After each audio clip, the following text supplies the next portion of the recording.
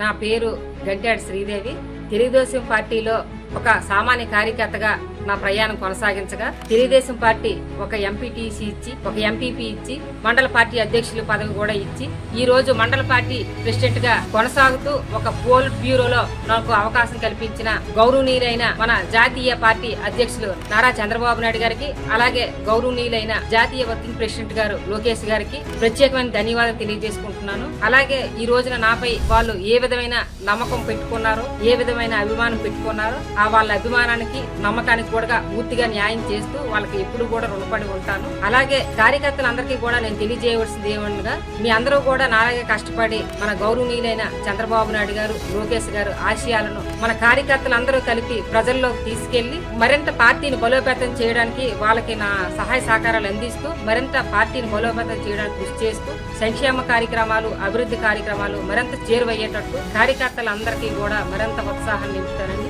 తెలియజేయడం జరుగుతుంది.